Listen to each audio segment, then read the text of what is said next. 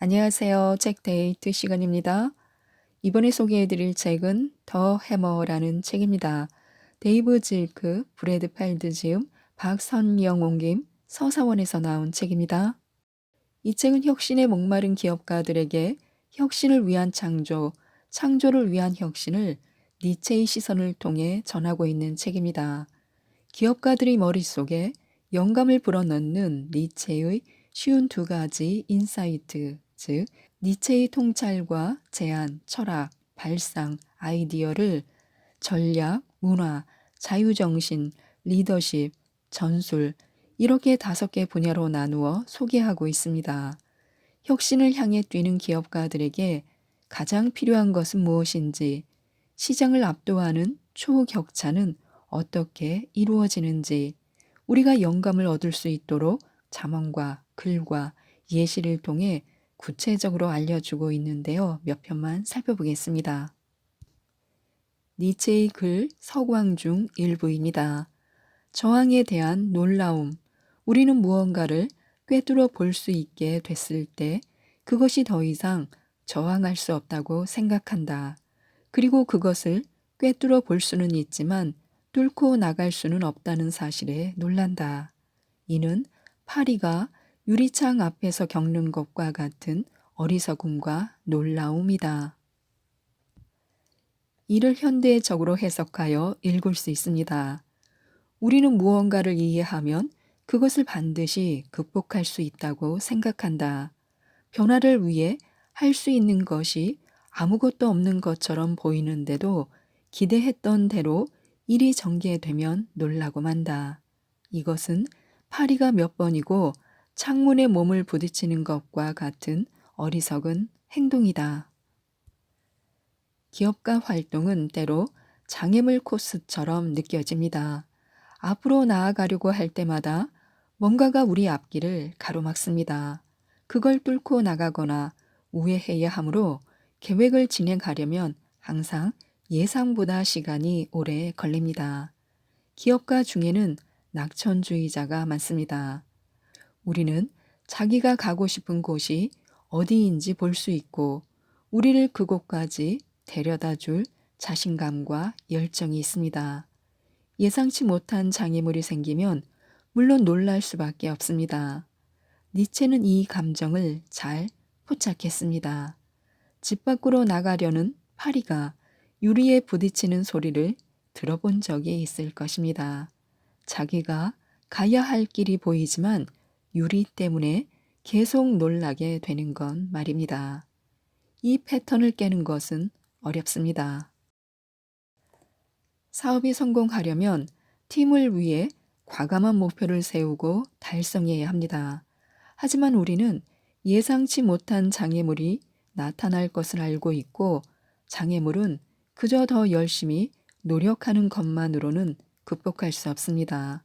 이것 때문에 갈등이 생기고 결국 실망을 느낍니다. 이 문제를 해결할 수 있는 묘책은 없습니다. 하지만 문제를 풀어나가기 위한 첫 번째 단계는 바로 그런 일이 발생했을 때 놀라거나 속상해하기를 멈추는 것입니다. 두 번째 단계는 끈기만으로는 장애물을 뛰어넘을 수 없다는 사실을 깨닫는 것입니다. 가끔 문제가 해결되는 데에 생각보다 오랜 시간이 걸리기도 합니다. 또 우리의 접근법이 잘못됐을 수도 있습니다. 유리창의 비율을 확대해서 이를 설명하자면 창문이 열려 있을 수도 있으니 열려 있는 곳을 찾는 것이 관건일 수 있다는 것입니다. 창문이 꽁꽁 닫혀 있다면 다른 출구를 찾아 집안을 이리저리 날아다니는 것이 유일한 해결책일 수도 있습니다. 다른 루트를 찾기 위해 얼마나 더 같은 창문에 뛰어들어야 할까요? 이 질문에 확실한 답은 없습니다. 하지만 끈기나 전략 변경 모두 항상 옳은 해결책을 가져다 주는 것이 아니라는 것을 인식한다면 우리는 기회를 잡을 수 있습니다. 때로는 경험이 풍부한 사람에게 얻는 조언이 큰 도움이 됩니다. 창문을 향해 날아갈 때 놀라지 말고 언제 어느 정도로 방향을 바꿔야 창문을 빠져나갈 수 있을지 잘 생각해 보는 것이 좋습니다. 바닥을 치다. 가장 높은 산들은 어디서 오는가? 언젠가 나는 이렇게 물어본 적이 있다.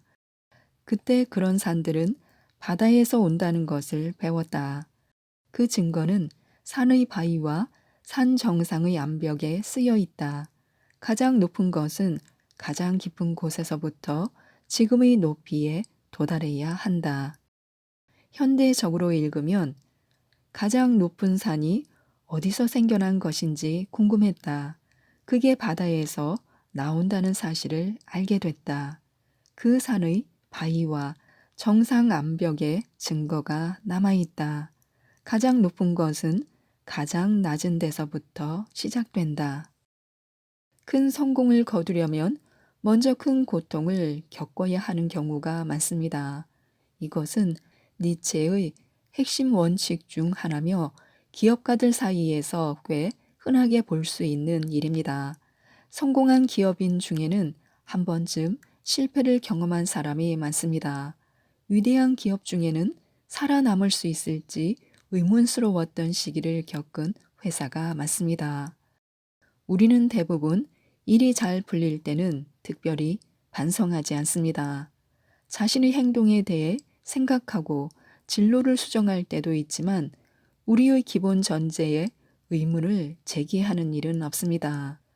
그와 반대로 일이 잘 안 풀리거나 고통을 느낄 때는 깊게 파고듭니다. 즉, 사업의 근본적인 가정을 살펴보거나 자신의 심리 상태를 확인하거나 자기 행동의 어두운 진실을 직시하는 것입니다. 자기가 낮은 지점에 있다는 걸 깨닫는 것은 생각을 완전히 재구성할 기회이기도 합니다. 새로운 가치관, 자기가 추구하는 기회의 본질에 대한 새로운 가정, 그리고 리더로서 자기 역할에 대한 새로운 관점을 고려할 수도 있습니다. 심지어 자기 자신이 리더와 기업가 둘 중 무엇이 되어야 할지 다시 생각하게 될 수도 있습니다. 이전의 접근법은 효과가 없었으니 우리는 아마 완전히 새로운 방법을 쓰게 될 것입니다. 심층적인 재평가가 성공을 보장하지는 않습니다. 기회만 줄 뿐입니다. 낮은 지점에 도달한 모든 기업이나 기업가들이 방향을 바꿨다가 결국 실패했다는 이야기는 거의 듣지 못했습니다. 바다 밑바닥은 대부분 수면 아래에 머물러 있습니다. 그래도 이것은 가장 큰 성공 가운데 일부가 발생하는 메커니즘입니다. 기업가들은 상당한 경험을 바탕으로 정말 근본적인 문제에 의문을 제기하기 시작합니다. 니체가 그 증거는 산의 바위와 산 정상의 암벽에 쓰여 있다고 한 것이 바로 그런 경험을 이야기하는 것입니다. 당신이 공경에 처해 있다면 이 개념이 위로와 지침을 안겨줄 것입니다. 감사. 즐거운 지식에 실린 니체의 글인데요. 새로운 길을 가고 또 많은 사람을 새로운 길로 인도했던 이들은 누구나 이 많은 사람이 고마움을 표하는데 얼마나 서투르고 형편없는지, 아니 전체적으로 감사하는 마음을 표현하는 것이 얼마나 드문 일인지 발견하고 놀란다. 마치 고마움을 표하고자 할 때마다 목이 막히기 시작하고 헛기침이 나와서 말을 제대로 잇지 못해 침묵하는 것처럼 보일 정도다. 현대적으로 읽으면 창업자나 리더 역할을 해본 이들은 사람들이 감사 표현에 얼마나 서툰지 알고 놀란다. 아예 감사를 표하지 않는 이들도 많다. 그런 사람들을 보면 마치 감사의 말이 목에 걸려서 건성으로 대충 이야기하다가 결국 포기하는 것 같다. 리더인 당신은 의사소통이 성공에 얼마나 중요한지 알고 있습니다. 또 의사소통 기술이 언제든 향상될 수 있다는 것도 알고 있습니다. 니체가 여기서 말한 것처럼 감사는 효과적으로 전달하기가 가장 어려운 감정 중 하나입니다. 훌륭한 CEO가 고객이나 직원에게 감사를 전할 때는 서두르지 않고 진실한 태도로 말하기 때문에 기억에 남습니다. 당신도 이미 자연스럽게 이걸 깨달았을지도 모릅니다. 만약 그렇지 않다면 진심으로 감사를 표현할 때의 어색함이나 저항감을 극복하는 방법을 배우고 연습해야 합니다. 팀원들이 더 편안하게 감사의 마음을 표현한다면 회사에 얼마나 큰 힘이 될지 상상해 보시기 바랍니다. 타인에게 인정받는다고 느끼는 직원은 분열을 초래하는 행동을 할 가능성이 적습니다. 회사가 자기를 소중히 여긴다고 느끼는 고객은 경쟁사의 유혹에 넘어가지 않을 것입니다. 인정받는다고 느끼는 공급업체는 최선을 다해서 업무를 수행할 것입니다. 조직 안팎에서 진심 어린 감사를 표하도록 조직을 이끌고 가르친다면 상당한 경쟁 우위를 확보할 수 있습니다. 그러나 단순한 정책이나 대본만 가지고는 감사 문화를 정착시킬 수 없습니다. 무성의하게 감사를 표하는 것은 아예 하지 않는 것보다 더 나쁩니다. 그보다는 진정한 감사를 표현하는 것이 어색하게 느껴지는 근본적인 이유를 밝혀내야 합니다. 그러면 자기가 취약한 부분이 드러납니다. 누군가에게 진심으로 감사를 표한다는 것은 결국 내가 원하거나 필요한 게 있었는데 당신이 그걸 내게 제공해 줬다고 말하는 것입니다. 사람들 대부분은 이런 독립성과 자율성의 격차를 인정하는 것을 불편해 합니다. 조직의 감사를 표현하도록 가르치기 전에 먼저 모두들 이런 취약성에 익숙해져야 합니다. 지속성. 선악의 저편에 실린 글인데요. 위대한 사람을 만드는 것은 힘이 아니라 위대한 정서의 지속이다. 현대적으로 읽으면 큰 성공을 거두려면 신념과 동기를 강하게 품기보다 그것을 장기간에 걸쳐 지속적으로 유지하는 것이 더 중요하다. 니체의 이 잠언은 지속 시간과 힘의 차이를 강조합니다. 그 차이를 고려하기 전에 니체가 위대한 정서와 사람을 강조했다는 것에 주목해야 합니다. 니체가 취미 활동에 대한 열정이나 사랑을 이야기한 것은 아닐 것입니다. 그가 말한 정서는 많은 사람, 오랫동안 확립된 시스템, 전통에 영향을 미치거나 역사적으로 중요한 생각을 나타내는 감정을 뜻합니다. 사업을 시작하려면 자신의 아이디어와 팀, 방식을 강하게 믿어야 합니다. 감정의 힘이 없다면 아무도 당신을 따르거나 함께 일하거나 물건을 구매하거나 투자하지 않을 것입니다.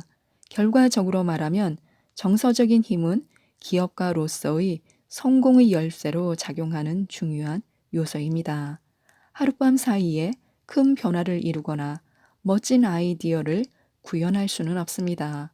실행에 옮기는 것도 중요하지만 계획을 성취로 바꾸려면 그 일을 끝까지 해내야 합니다. 일을 시작하기만 하는 열정적인 아이디어맨은 위대한 경지에 오르지 못합니다. 혁신을 실행해야만 그 경지에 도달할 수 있습니다. 그러려면 시간이 오래 걸릴 수 있고 당신이 품은 위대한 감정을 고집스럽게 가로막을 반대파들도 많을 것입니다.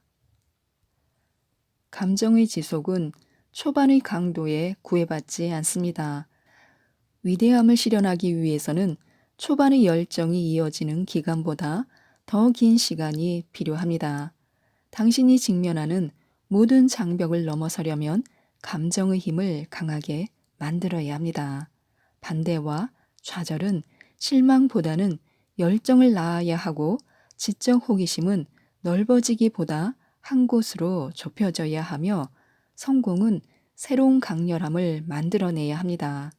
변화가 아닌 확고함을 만들어내는 인지적 편향을 위해서는 감정을 강하게만 유지하는 것이 아니라 깊게 유지해야 합니다. 감정이 지속되려면 집착이 되어야 합니다. 자신에 대한 기쁨. 사람들은 일에 대한 기쁨이라고들 말한다. 그러나 사실은 이를 매개로 한 자신에 대한 기쁨이다. 인간적인, 너무나 인간적인 책에 실린 글인데요. 이를 현대적으로 읽으면 사람들은 자기가 하는 일을 사랑해야 한다고 말하지만 이건 사실 자기가 하는 일을 통해서 스스로를 사랑하는 방법이다. 사업을 시작할 때는 세상을 바꿀 방법, 돈을 버는 방법, 팀을 조직하고 동기를 부여하는 방법, 기타 크고 작은 여러 가지 요소를 생각합니다. 당신은 미래에 대한 비전을 가지고 있고 그 비전을 실현하기 위해 피와 땀, 눈물을 기꺼이 쏟을 것입니다. 그리고 그 비전이 실현되는 모습을 보면 만족감을 느끼게 될 거라고 기대할 것입니다. 아침에 당신이 침대에서 일어나는 이유가 오로지 결과에 대한 열망 때문이고 일상적인 노력의 과정에는 마음이 동하지 않는다면 열정과 추진력을 유지하기 힘들 것입니다. 당신 개인에게는 결과에 대한 열망만 있으면 충분할지 몰라도 조직의 사기에는 과정의 즐거움이 큰 영향을 줍니다. 진행 중인 일을 즐기는 마음은 기업의 궁극적인 성공과 비전 실현에 중요합니다. 당신이 자기 사업을 시작했다는 사실을 돌이켜 보시기 바랍니다. 이는 당신이 솔선수범하고 세상 일에 관심이 있는 사람이라는 걸 보여줍니다. 당신은 사람과 기술, 생각, 회사를 설립하고 키워 나갈 때의 리더십을 즐기는 사람입니다. 비전을 달성하는 과정과 그 노력과 관련된 일상적인 일을 즐기며 자기가 꿈만 꾸거나 이야기만 하는 사람이 아니라 실제로 그 일을 해낸다는 사실에 기뻐하는 사람입니다. 결국 자신의 비전 실현 여부에 관계없이 그 과정을 즐기며 자기 자신에게 기쁨을 찾을 것입니다. 지금까지 이 책에 대해서 말씀드렸는데요. 도전에 직면했을 때 자기가 하는 일이 중요하고 어렵고 가치 있다는 사실을 인식하고 자주 상기하라고 합니다. 니체의 글을 현대에 맞게 재해석하여 우리의 생각을 자극하는 책인데요. 기업가에 꼭 필요한 정신은 무엇인지 또 실제 경험담을 통해 더 발전할 수 있도록 이끄는 책입니다. 이 책 더 해머를 꼭 한번 읽어보시고 성공의 길에 많은 도움을 받으셨으면 좋겠습니다. 이상 책데이트였습니다. 감사합니다.